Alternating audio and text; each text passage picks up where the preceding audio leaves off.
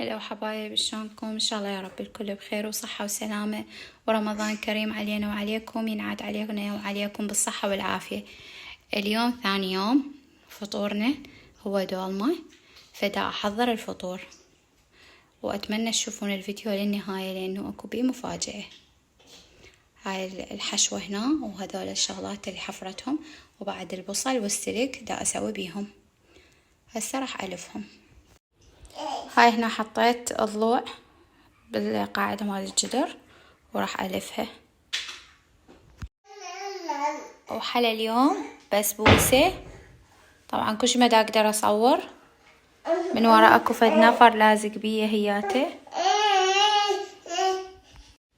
وهاي سفرتنا صارت جاهزة. هاي هنا دولمة بالضلوع ولجعت.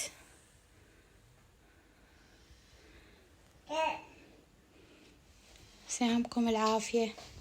وهاي المفاجأة، شوفوا من ويانا على الفطور. حبيبي نورت بيتك وألف عافية قلبي انت. ألف عافية روحي انت.